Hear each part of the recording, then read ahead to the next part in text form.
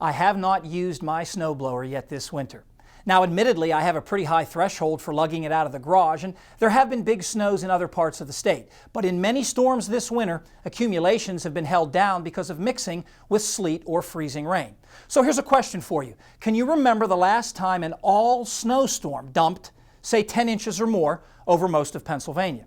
I got to thinking about this because President's Day weekend is coming up, and it was that weekend in 2003, yes, 6 years ago, when the last really big all-snowstorm buried much of the state.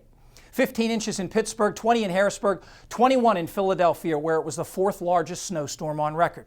From New Hampshire to Virginia, many spots picked up 20 inches or more. In fact, it was the biggest snowstorm on record in Baltimore, and Boston set their record for their greatest 24-hour snowfall.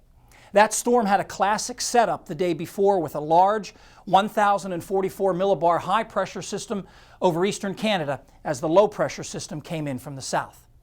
Now, there was another blockbuster President's Day snowstorm exactly 30 years ago in 1979, and that one had a similar setup the day before with a very strong 1,050 millibar high pressure to our north.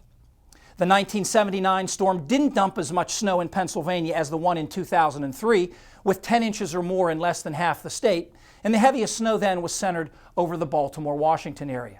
The 79 President's Day storm was very intense. The low actually developed a cloud-free feature near its center that looked a lot like an eye. Now, there's an interesting sidelight to that storm. It was indirectly responsible for increasing the popularity of NASCAR.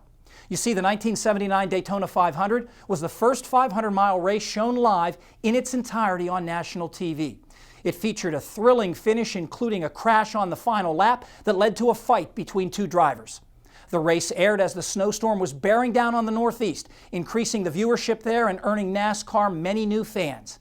In fact, racing observers consider the 1979 Daytona 500 the most important race in stock car history.